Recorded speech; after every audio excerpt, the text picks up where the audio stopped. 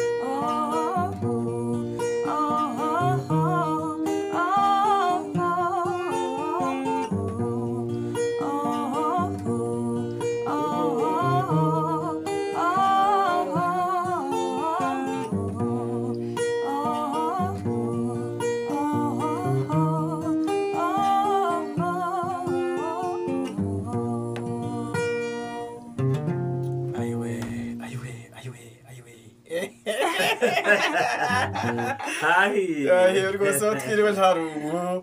Hanyuma Brandi ijwi ryiza cyane rwose, uri umuntu wo kwishimira cyane. Urakoze cyane. Ngira ngo hari byiza biba bigenda byinjira mu bindi, ubwiza afite nabwo wakongeraho n'inganzo biragenda byiza. Mugomba kuzana na televiziyo bijyana bazajya bizera ibintu uvuze. Abantu batuye banyizera, nta kibazo rwose mfitanye nabo cyuko ibintu mbabwira wenda nawe ndi kubatuburira. None wowe ntabwo byizera ibyo mvuze ko ari ibyo? Biterwa n'ureba. Nigire barebere neza. Sinzi naturebere nabivuga nawe ndabyemera. Ese ko yabishimye kare urinde wo kubihakana. Oya nabivuga nibwo mbyemera. Hanyuma si inganzo itangiye kukugira inganzwa cyangwa se yabitangiye kera sinzi, uri kwikura ku kibi kuva hehe kubona ukiri mutoya? Ko nabyisanze mura. Byagenze ute? Naririmbye numva biraje nyine. Ufite imyaka ingahe si icyo gihe? Ariko ntago ari njye wabyiyumvishemo ubundi ko naba mfite iyo mpano yo kuririmba. Njye naririmbaga kwa kundi umuntu aba ari guteka, ari koza ibyombo, ari gukura, abantu bakambwiye nyine bagahita batangara. Bakavuga ngo ukuririmbye neza cyane. Wari mukuru wenda ubwo ngubwo birumvikana iyo myaka bari mukuru. Ari mukuru. Noneho ahantu natangiye kubigenzurira nuko abantu nemeraga ko bazi kuririmba banarenze. Naririmbaga nabo nyine bakambwira ngo uzi kuririmba urabizi. Nangira kubigenzura rero nkajya ndirimba koko abantu noneho batangiye kujyangira n'icyizere bakantumira mu bukwe gusohora abageni. Nkagenda nkabikora nkabona mbikoze neza. Noneho ndavane ubanza. Tibya bintu byabyara umuti. Nangira nyine kubyivumburamo ndanabikora rwose umuntu yakwibaza ubikora nk'umwuga kuva hashize nk'igihe kingana iki? Nabitangiye kubikora nk'umwuga nabitangiye nko muri na 21 indi myaka yindi naririmbaga gutyo gusa bisanzwe nyine narafata umwanzuro ngo mvuge ngo noneho reka njye mbikora gutya njye mbikora nyine nk'umwuga. Abandi nta yindi groupe barizwamo? Aya nta groupe mbarizwamo usibye nyine bwo twahuye tugakorana ariko ntayo mbarizwamo navuga ngo nyibamo. Yego. Wabyangiye iki se? Ntabura ku ushimye ubwiza bwawe ngo bashime n'inganzo nziza ufite bakurambagiza kujyane ahubwo bagire babikore ndakujana zinzi ntabwo yagusiga ubu nawe ndamuzi turakundana cyane. Intego rero nego no kugira abantu nk'ubutumwa biciye mu bihangano byanjye no mu byo ndirimba. Wa mugani hari ibyo ufite bwite? Mfite indirimbo imwe niyo nashyize hanze yonyine ijyanye na gakondo ukunda cyangwa washyizemo n'iy'ubu ngubu? N'iyo urabivanga bikakorohera se? Birakunda. Yego. Ubu wari ukomeje uti intego? Ni intego ni uguha abantu ubutumwa nanjye ubwanjye no kwiteza imbere nyine mu buzima. Hanyuma rero abantu bashobora kuvuga bati uwo mwana ndumva yasohora umushiki wanjye neza ati maze bose akamugeza neza akamushyikiriza umuhungu amarangamutima ari yose bahe nimero n'ukuri kw'Imana. Biragoye cyangwa uvuga imbuga nkoranyambaga ubonekaho uburyo bwo kuboneka wowe ni ubuhe? Kuri TikTok nkoresha Ami Blandi amazina. Kuri Instagram ni Ami Blandi. YouTube channel yanjye ni Ami Blandi. Ami rwose nkuko wakwandika mu Kinyarwanda Ami. Naho Blandi wenda niyo ushyiramo Blandi nyine bisanzwe. Hari abantu bashobora kugukunda kandi badakoresha izo mbuga. Bakeneye no ku nta kibazo nabona nabaha nimero bakavugisha babishaka. Ucyakeneye abantu tanga nimero ni 078 48 23 uyavuze wihuta ntabwo bayumvise. 078 078 48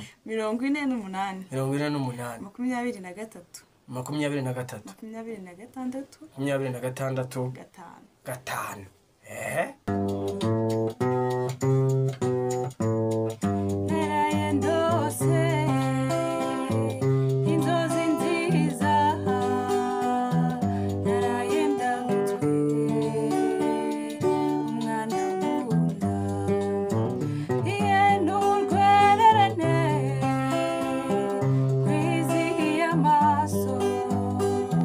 Yarambonekeye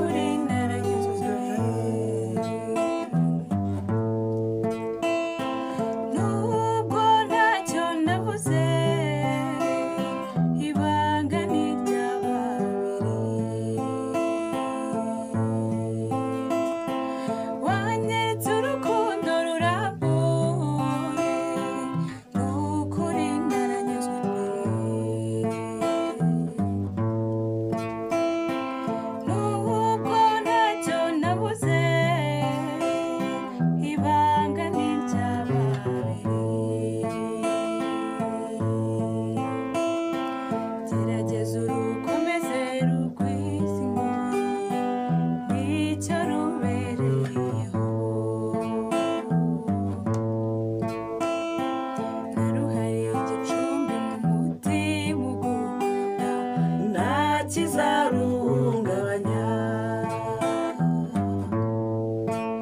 uri mwiza uri igitego utarutwa uri mwiza uri igitego utarutwa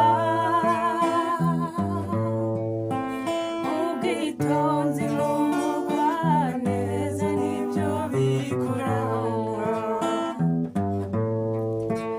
ubwitonzi n'ubugwaneza nibyo bikuranga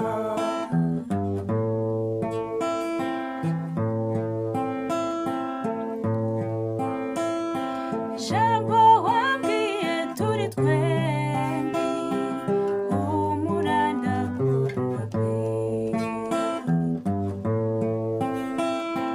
byane icyizere gitubutse simvuze ndacecetse ariko izere ko turi kumwe kandi tuzahorana izere ko amahoro n'amakuba ibyo tuzabifatanya